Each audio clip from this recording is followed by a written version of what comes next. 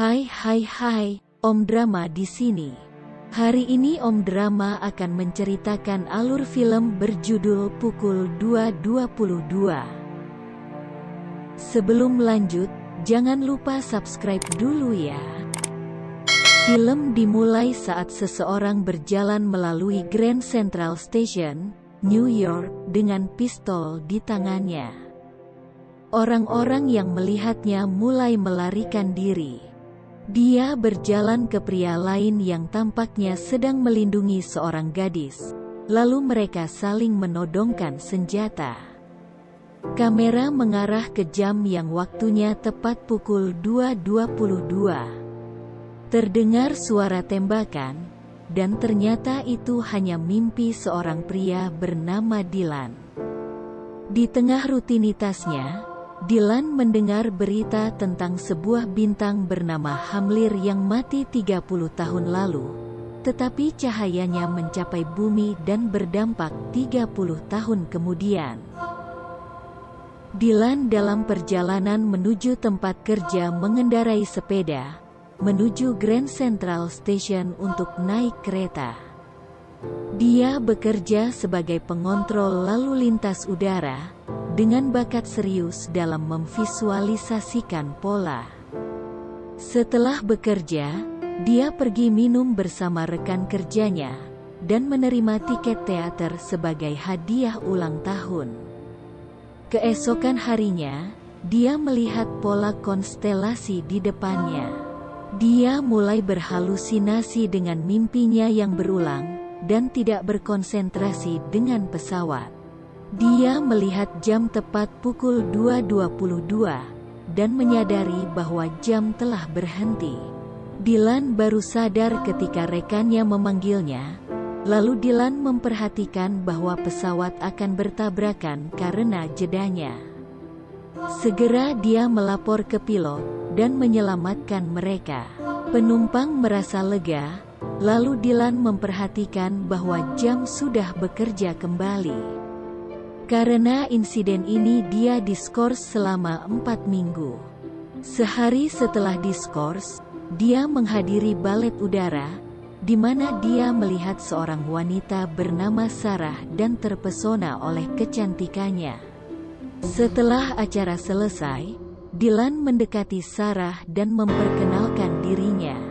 Mereka pergi ke restoran dan mulai berbincang. Dylan memberitahu Sarah bahwa ayahnya seorang pilot, dan dia juga dilatih menjadi pilot tapi tidak pernah bisa karena dia takut terbang.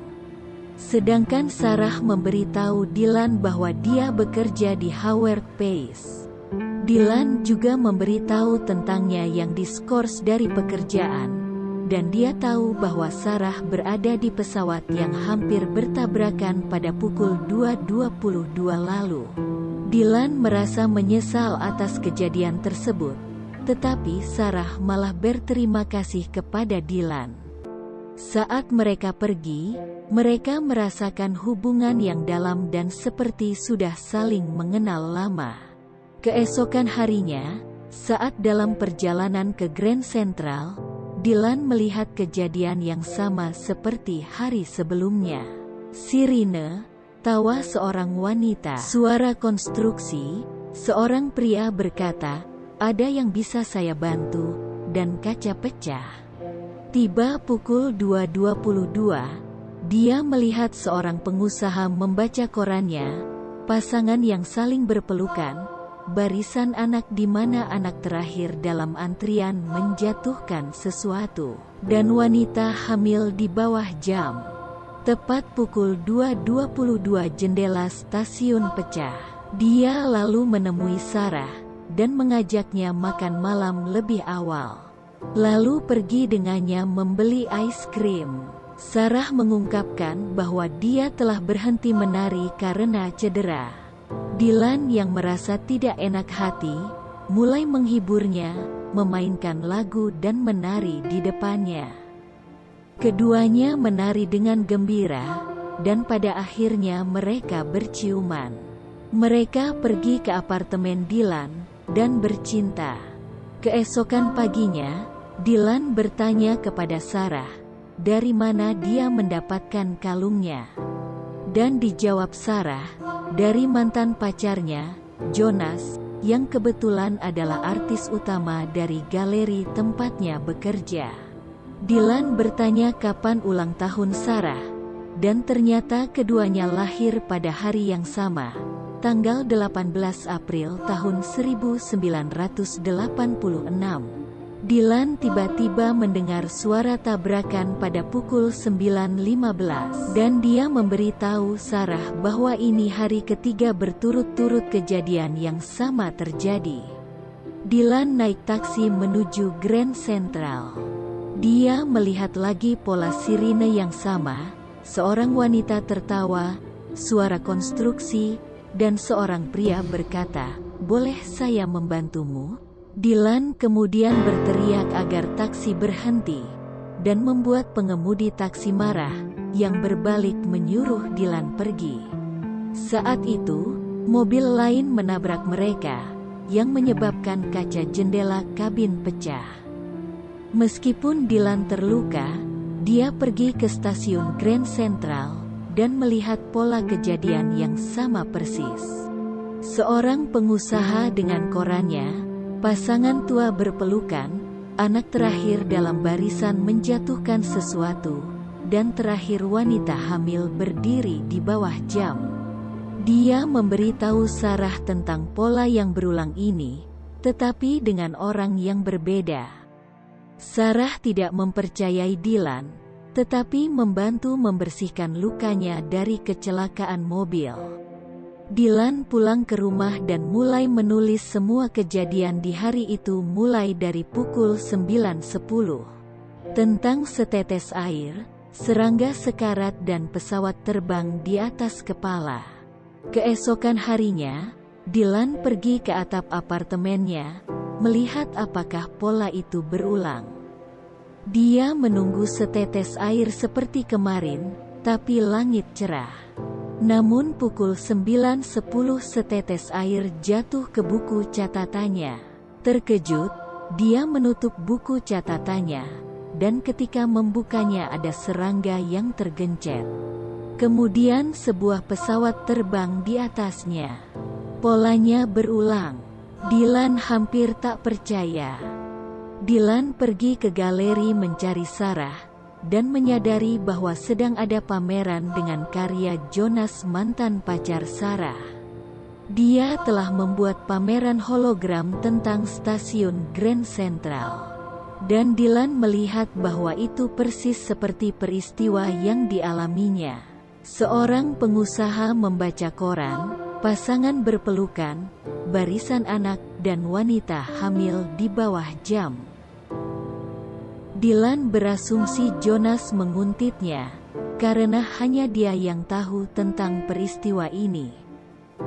Dia menyerang Jonas, mengakibatkan perkelahian. Dylan menanyai Jonas apakah dia menguntitnya.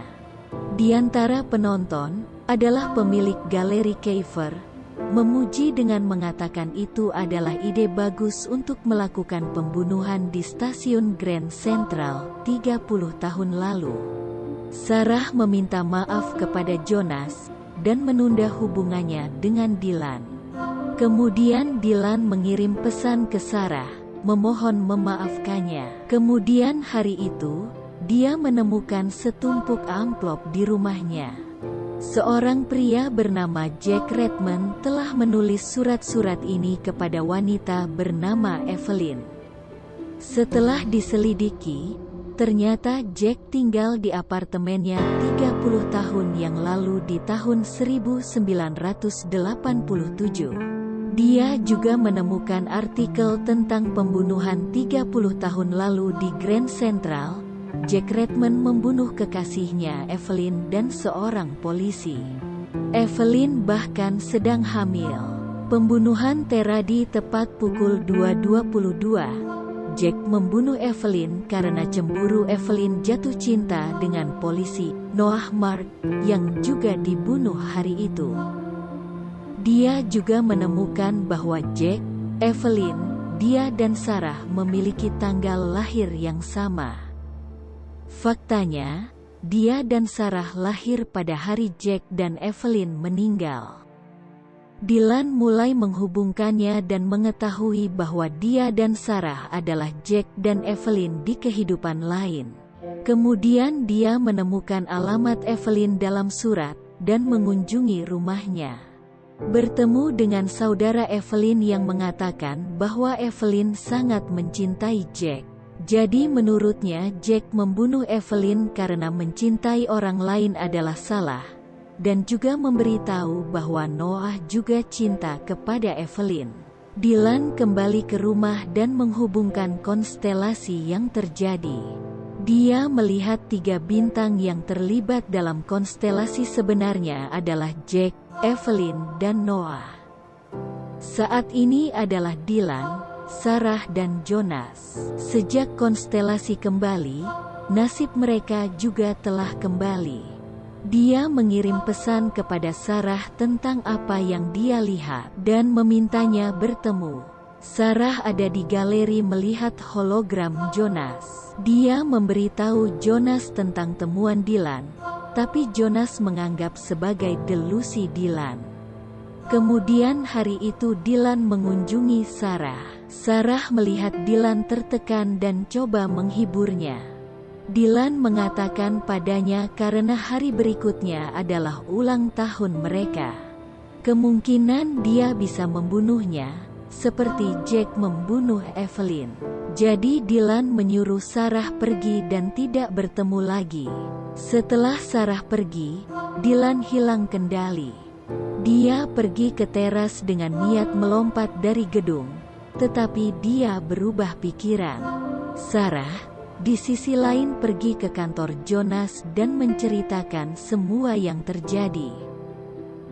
Jonas mengajaknya berlibur untuk mengalihkan pikirannya dari Dylan.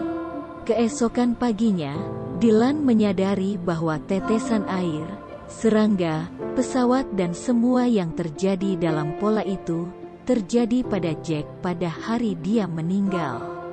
Pola itu memberitahu Dylan bahwa Sarah dalam bahaya. Mengetahui hal ini dia bergegas menyelamatkannya, menelponnya, tetapi Sarah tidak mengangkatnya. Jadi dia pergi ke kantor Jonas. Di sana dia terkejut melihat dinding dipenuhi foto Sarah dan hologram dirinya.